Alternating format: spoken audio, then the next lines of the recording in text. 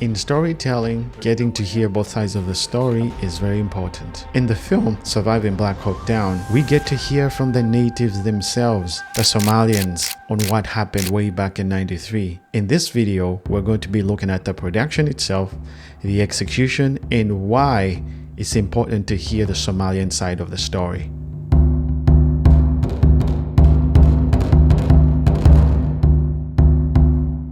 Hello, welcome back. If you're new here, this is where I talk about film related stuff and also share some of my work on this channel. Today we are diving into an interesting documentary, not a movie.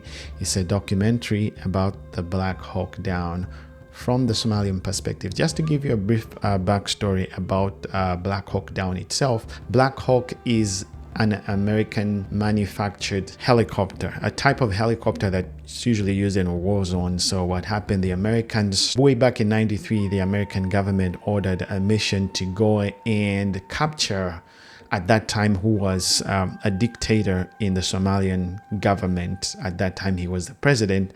So I'm thinking it was one of those regime change American agendas, but it just didn't go well. The mission just went south, and the Americans were on the defensive, and they've made a movie about Black Hawk Down. Black Hawk was one of those helicopters they use in war, as we're going to see in the trailer, because my perspectives are going to be based off the trailer. But the documentary is available on Netflix. So it's a mission that went wrong. They made a movie about it, and now in the documentary we get to hear from the Somalians themselves. We've had a lot of the story from the American perspective, but this time around they were kind enough to make a film that we could hear what the Somalians have to say, the ones that were there at that time. Yeah, let's jump into the trailer. And by the way, this is available on Netflix. The documentary is available on Netflix. So I'm just basing off this trailer to talk about this film. All right. October 3rd, 1993, Somalia.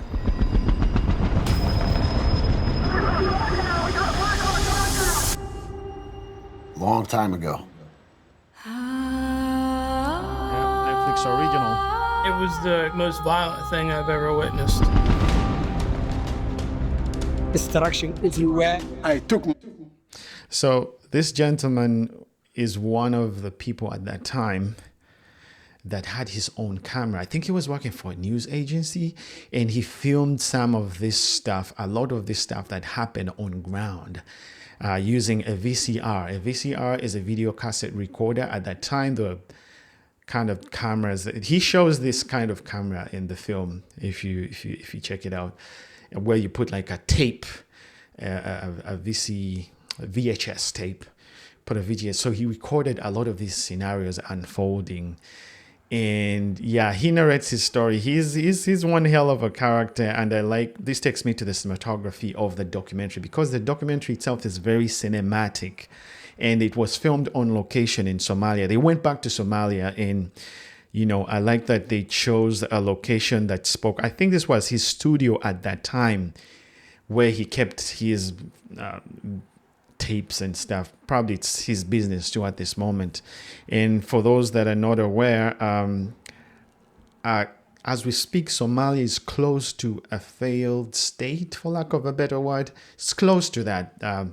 There's Al-Shabaab. There's a lot of war that has been going on. And just so you know, there's Somaliland and Somalia. Those are two separate states. Somaliland is good. They're good. But Somalia itself, Ugandan troops have been there, the Kenyan troops. There's so much politics, geopolitical stuff that's been going on in relation to Somalia, Uganda, Nairobi, Ethiopia. That's part of East Africa. So yeah, this gentleman was very interesting because he was speaking both in English and also speaking in his local language. So all the Somalians speak their local language for the most part. He's a very interesting character.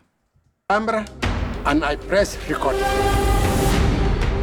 There's no way I'm gonna live through this. I'm thinking this is it. And just so you know, some of these scenes, it's a documentary, but they recreated some of the scenes, which makes it very cinematic. it's a good meeting point where documentary meets cinema. It's that interesting, and I can tell it was big budgets here. And on location, everything, they got extras, and people say that it's a mix and match. These people are telling the story. The American veterans are telling the story, and also the Somalians also are telling the story. So it goes back and forth, mixed with real what really happened, with real footage from on ground. Just slowly. Over the horizon. So yeah, whatever they're narrating there is the helicopter, the Black Hawk, because there was tons of them that crashed on the ground, meaning the Americans had to turn this mission to capture into a mission to rescue their fellow Americans, their fellow Army, Navy guys, to rescue them, turned from capture to rescue mission. Because 3 of them, I think, were shot down because the Somalians knew the location very well, and they were able to shoot down these helicopters using RPGs, which was a huge, I think at that time Clinton was the president.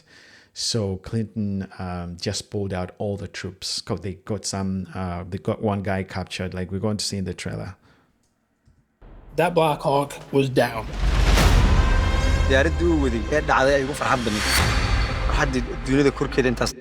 Now this guy is one of the guys that was interesting to listen to. He was a cab driver at that time, and his heart changed towards the Americans because something happened. I think the Americans started shooting at regular people, something like that. And this guy, he turned rogue, and he doesn't regret. And I like that the location they chose to film him was a car. All this was filmed in a car. So he's telling his story. He was a cab driver. Even currently, he's a cab driver. But it's interesting how the cinematography looks very good to have him interviewed in the car. His whole story is told in a car, which looks awesome, of course, in my opinion. Every corner we were turning, there was just a whole slew of people shooting at us. Yeah, those scenes were recreated, as you see. They were recreated because there's no way they could film that stuff. So it's not from the other gentleman's camera. So this lady was one of the people in the neighborhood because they tried to balance the story where we get from the people who are the militants themselves on ground, and also the people in the neighborhoods that were caught in between the crossfire. So this lady is one of them. And again, speaking of cinematography, in Somalia, they have like a good number of like 2-story buildings, which was kind of an advantage for the Somalians to fight the Americans at that time. So as you may see, this is a sign of like 2-story buildings or 3-story buildings. So sometimes they do not complete these buildings, and the top is used to hang clothes, in those neighborhoods. They utilize the top of these buildings to have certain work done. They could be cooking. So they chose to have some of the stories told in this way. And it looks very cinematic. Of course, it was lit in a very good way. And this was filmed during day, of course. But they kind of wanted to put us in that space where we get to dive into the story of this person narrating in relation to the environment where they used to live, which is a smart way of going around storytelling.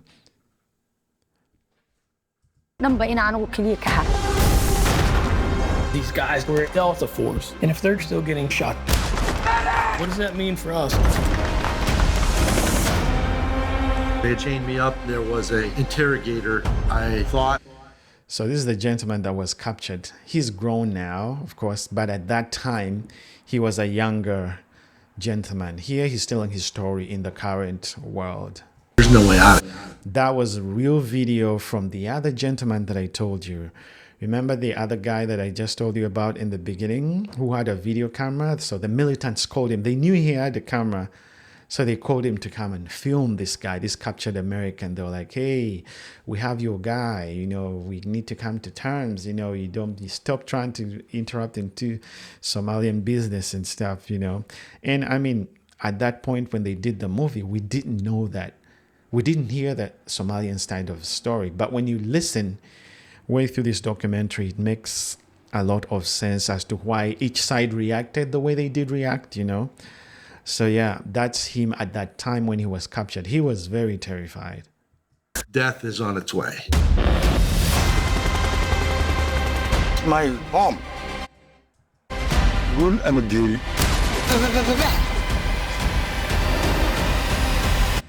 So just to take you back a little, there's a guy. Interrogator, I thought there's no way out of here. Death is on its way. My home. Now this guy who says my home, I think he's one of the guys that were really mad about the situation. And he was, you can see I mean, they don't show him so much in the trailer, but he had this rage in his face. Like up to now, he's still mad about the situation. Yeah, he looked very, savage. So I think he's one of the guys that were really on the ground shooting down those planes. I'm not saying he's the one that shot down one of the planes, but when you watch the documentary, when he's explaining why they did what they were doing, he was not, like, he was remorseless. It's strange. Rule Amadiri.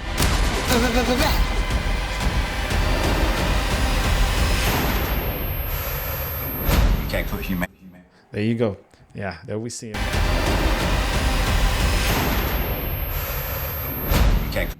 This guy. Look at that look.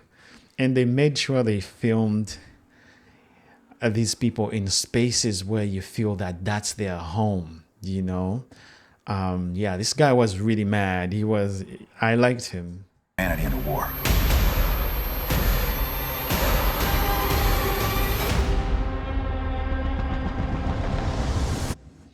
There you go. There you go. Surviving Black Hawk Down. So yeah, and I'm bringing this up because this has been out 7 months now at the recording of this video. 2025 September at the time of recording this video. This thing came out 7 months ago, which is sometime in 2024. But yeah, I am bringing this to your attention because I feel like as Africans sometimes we don't get to tell our side of the story. Like our side of the stories on events that happen on a global scale is rarely brought to people's attention, especially in the mainstream media. So I felt I had the responsibility to bring this to you. It's a documentary, of course, not a movie, but it meets you halfway. If you like documentary, if you like cinema, it meets you halfway because it's entertaining. It's good. It's puts you on the edge. It's good. It's good to watch. So yeah, let me know in the comments what you think about the Somalian. I mean, you would have to watch it first, but I'm not sure about its availability in Africa because distribution in Africa is a bit of a mess. Some of these films are not easily accessible to our brothers and sisters in Africa. Depending on which part of the world you are, streaming is not at its best, but it's getting there. But people that are in Europe, United States, it's easy to kind of afford streaming in a way. So this is worth, I would say, looking for, or maybe on the pirated market. I'm not sure if pirated market has documentaries. Usually they have narrative films for the most part. But yeah, let me know in the comments what you think.